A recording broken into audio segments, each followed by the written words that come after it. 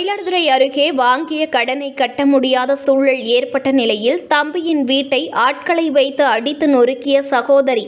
இதனைத் தொடர்ந்து கொலை மிரட்டல் விடுப்பதால் உரிய நடவடிக்கை எடுக்க வேண்டும் என கூறி பாதிக்கப்பட்ட நபர் மாவட்ட எஸ்பி அலுவலகத்தில் புகார் அளித்துள்ளார். மயிலாடுதுறை மாவட்டம் கதிராமங்கலம் கிராமத்தில் அம்மையப்பன் சாலையில் வசித்து வருபவர் சரவணன்.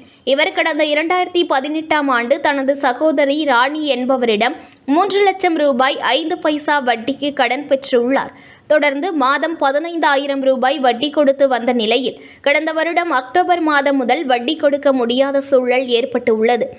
மேலும் பெற்ற தொகையை கொடுத்து விடுவதாக தனது சகோதரியிடம் சரவணன் உறுதியளித்த நிலையில் இருவருக்கும் இடையே வாக்குவாதம் ஏற்பட்டுள்ளது. பின்னர் ராணி தூண்டுதலின் பேரில் அதே பகுதியில் வசித்து வரும் விஜயகுமார் என்பவர் தலைமையில் 10க்கும் மேற்பட்டோர் சரவணன் வீட்டை அடித்து நொறுக்கியுள்ளனர். இது தொடர்பாக வைத்தீஸ்வரன் கோவில் காவல் நிலையத்தில் பாதிக்கப்பட்ட சரவணன் புகார் அளித்துள்ளார். இருப்பினும் வாழ வழியின்றி தான் தவிப்பதாகவும் வீட்டை அபகரித்து கொலை மிரட்டல் விடுப்பதாகவும் குற்றம் சாட்டி மாவட்ட காவல் கண்காணிப்பாளர் அலுவலகத்தில் புகார் அளித்தார். இச்சம்பவம் தொடர்பாக காவல்துறையினர் விசாரணை செய்து வீட்டை அடித்து நொறுக்கிய நபர்கள் மீது தக்க நடவடிக்கை எடுத்து கைது செய்ய வேண்டும் என வேண்டுகோள் விடுத்துள்ளனர். எங்கள் அக்காவிடம் 3 லட்சம் பணம் வாங்கியிருந்தேன். சரி, வட்டி கொடுத்தேன் 5,000 மாதம்.